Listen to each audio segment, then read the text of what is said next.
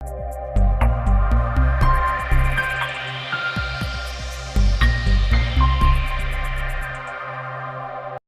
Morning बच्चों। हम पदार्थों में पृथक्करण पढ़ रहे थे। पृथक्करण का अर्थ होता है किसी चीज़ को एक दूसरे से अलग करना। इसमें हमने पृथक्करण की 4 विधियां पहले पढ़ ली थी। वो विधियां मैं आपको एक बार दोबारा से बता देती हूँ। हस्तचयन, थ्रेशिंग, निष्पावन और चालन। आज हम अगली विधि पढ़ेंगे जो कि है अवसादन। अवसादन का मतलब होता है जब मिश्रण में जल मिलाने पर भारी अवयवों के नीचे तली में बैठ जाने के प्रक्रम को अवसादन कहते हैं। इसे एक बार दोबारा समझ सकते हैं आप कि जब हम कोई चीज़ को पानी में मिलाते हैं, जैसे यहाँ आप देख सकते हैं कि मैंने पानी में मिट्टी को मिलाया तो मिट्टी जो है नीचे तली में बैठ गई। तो नीचे जो ये तली में बैठ गई ये क्या है? अवसादित पदार्थ। और ये जो ऊपर पानी बचा हमारे पास, ये अवसादित पानी बच गया हमारे पास। दूसरी विधि जो है वो है निस्तारण। निस्तारण में क्या होता है? अवसादित मिश्रण को बिना हिलाए जल को मिट्टी सहित उड़ेलने की क्रिया को निस्तारण कहते हैं। अब जैसे यहाँ पर मेरे पास ये पानी जो है मिट्टी से अलग हो गया, मिट्टी जो है भारी थी तो वो नीचे तली में बैठ गई, तो हम इसको थोड़ा सा तिरछा करके इस तरह से निस्तारित कर सकते हैं। तीसरी विधि जो है हमारी वो है निस्यंदन। निस्यंदन का अर्थ है कि जब ठोस और द्रव के मिश्रण को छलनी द्वारा पृथक किया जाता है। इसका सबसे अच्छा उदाहरण जो है वो है चाय। जब हम बनाते हैं, जो चाय का द्रव है उसमें से ठोस चाय पत्ती को हम अलग कर देते हैं। ये जो प्रक्रिया है ये निस्यंदन का सबसे अच्छा उदाहरण हमारे पास है। निस्यंदन का अर्थ होता है जैसे छलनी में ये छोटे छोटे छेद हैं तो ये ठोस पदार्थ को द्रव पदार्थ से अलग कर देती है। इसी प्रकार हमारे पास यहाँ पर एक फ़िल्टर पेपर भी है जो विज्ञान कक्ष में हम इस्तेमाल करते हैं। इसको इस तरह से आकार देकर और एक कीप पर अगर हम लगा दें तो भी हम पदार्थ को निस्यंदित कर सकते हैं। इसे फ़िल्टर करना भी कहते हैं। ये प्रक्रिया आपने पनीर बनाते समय जब हम पनीर को उसके पानी से अलग करते हैं तब भी देखी हुई है। यहाँ पर आप देख सकते हैं कि मैंने पानी में 2 चॉक मिलाए हुए हैं। यहाँ पर तो हमने सफ़ेद चॉक को ही मिलाया है और ये देखिए नीचे तली में ये बैठ गया। नीचे तली में आपको चॉक के कण दिखाई दे रहे हैं, तो ये अवसादन की प्रक्रिया हो गई इसमें।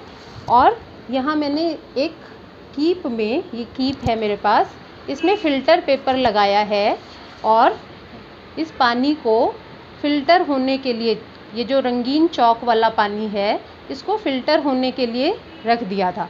आप देख रहे हैं कि बूंद बूंद पानी करके इसमें नीचे की तरफ जो आ रहा है, इसके पानी के रंग में और इस पानी के रंग में आपको साफ अंतर दिखाई दे रहा है। और धीरे धीरे इस पानी में भी चॉक के कण जो है नीचे तली में रंगीन कण आपको दिखाई दे रहे हैं। इस प्रक्रिया को हम फ़िल्टर करना कहते हैं। ये देखिए बूंद बूंद करके पानी इसमें टपक रहा है ऊपर फ़िल्टर पेपर से। इसमें जो पदार्थ बच जाएगा, ये रंगीन चॉक के चूरा जो है वो बच जाएगा, उसे हम फ़िल्टरेट कहते हैं। आप यहाँ पर देख सकते हैं कि चाय बन रही है। चाय बन गई तो हम यहाँ पर जो इसकी पत्तियाँ हैं वो यहाँ पर ठोस पदार्थ है और द्रव पदार्थ भी है, और हम इसको छलनी में छानेंगे। इस तरह से ये छलनी है मेरे पास। तो ये कौन सी प्रक्रिया है चाय का छानना? निस्यंदन। यहाँ पे देखो ठोस पदार्थ अलग हो गया और द्रव पदार्थ अलग हो गए। अगली प्रक्रिया जो है हमारी वो है वाष्पन। वाष्पन का अर्थ होता है जल को उसके वाष्प में परिवर्तित करने की प्रक्रिया। हम देखते हैं कि जब हम पानी को गर्म करते हैं तो कुछ समय बाद वो उबलने लगता है। किसी बर्तन में हमने मान लो पानी को गर्म किया तो उसमें से उबलने के बाद इस तरह से हमें भाप निकलती हुई दिखाई देती है। ये भाप जो है क्या होते हैं? हमारे वाष्प कण होते हैं। तो इस प्रकार जो भाप बनी उस प्रक्रिया को हम वाष्पन कहते हैं। इसका उपयोग हम कहाँ करते हैं? पानी से नमक को अलग करने में इसका उपयोग। नमक जो बनता है वो कहाँ बनता है? समुद्र के पानी से बनता है। तो बड़े बड़े क्षेत्रों में नमक वाले पानी को भरकर रख दिया जाता है और सूर्य के प्रकाश से वाष्पन की प्रक्रिया होती रहती है, जिससे नमक अलग हो जाता है। अगली प्रक्रिया जो हमारी है वो है संघनन। ये कुछ वाष्पन से जुड़ी हुई है। जब ये भाप कण ऊपर की तरफ जाते हैं और अगर हम इसके ऊपर एक प्लेट रख दें, तो ये जो अगर प्लेट रख दें तो प्लेट जो उसके संपर्क में आएगी, जब आप उस प्लेट को उठाकर देखेंगे तो आपको वहाँ पर जल की बूंदें दिखाई देंगी। वो जो जल इकट्ठा हुआ यहाँ पर वो क्या है? संघनित जल है। तो इस प्रक्रिया को हम संघनन कहते हैं। जब भाप ठंडी प्लेट के संपर्क में आती है तो संघनित होकर द्रव जल बन जाती है। इस प्रक्रिया को आप फ्रिज के पानी के साथ भी देख सकते हैं। अब जैसे मैंने इस ग्लास में फ्रिज का थोड़ा सा पानी डाला, ठंडा पानी था, जब इस ग्लास के संपर्क में वो आया तो देखो बाहर आपको ये जल की बूंदें दिखाई दे रही हैं। जब हम फ्रिज की बोतल निकालते हैं तब भी ऐसा ही हमें दिखाई देता है। तो ये जल जो है ये कहाँ से आया? ये संघनित जल है। जब वातावरण के गर्म वातावरण के संपर्क में ये आया तो यहाँ पर हमें जल की बूंदें दिखाई दे रही हैं।